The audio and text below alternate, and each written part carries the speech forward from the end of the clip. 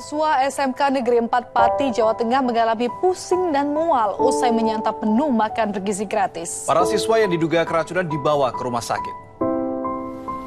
Pelajar di Kabupaten Tasikmalaya, Jawa Barat keracunan massal. Para korban diduga keracunan makanan dari program makan bergizi gratis. Puluhan korban diantaranya dilarikan menuju layanan medis.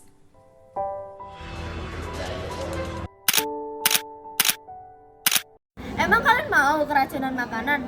Kalau gitu, ayo kita lihat buku food safety ini.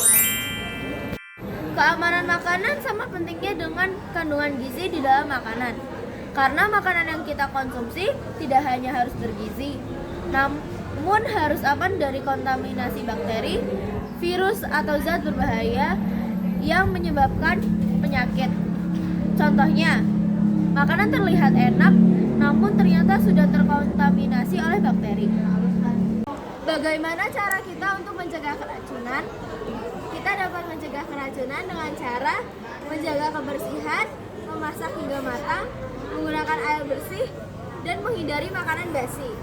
Selain itu, tingkatkan wawasan mengenai keamanan pangan agar terhindar dari adanya keracunan.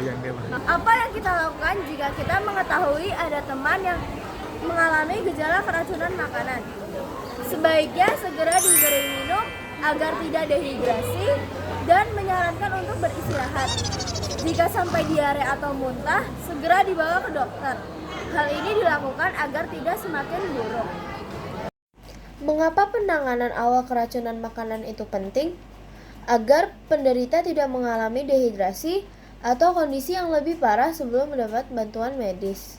Misalnya, memberikan cairan dehidrasi awal oral untuk mengganti cairan tubuh yang hilang akibat diare atau muntah. Apa langkah-langkah yang dapat kita lakukan jika ada teman yang terkena keracunan? Yang pertama, kita dapat memberikan minum cairan rehidrasi untuk mencegah dehidrasi. Yang kedua, ada membiarkan penderita beristirahat. Yang ketiga, mengamati gejala seperti demam tinggi atau muntah berkepanjangan. Yang keempat, jika gejala berat atau lebih dari beberapa hari, segera bawa ke dokter.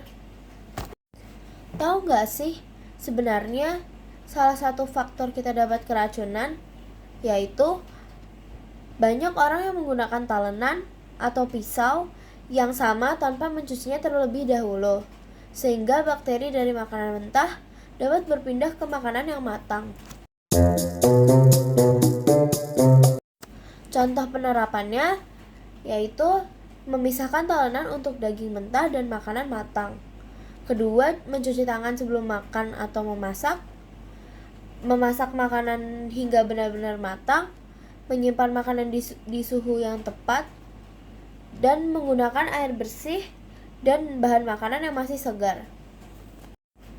Jika kita memakan makanan yang sudah kadaluarsa maupun bahan yang tidak sesuai dengan tubuh kita akan mengalami gangguan kesehatan.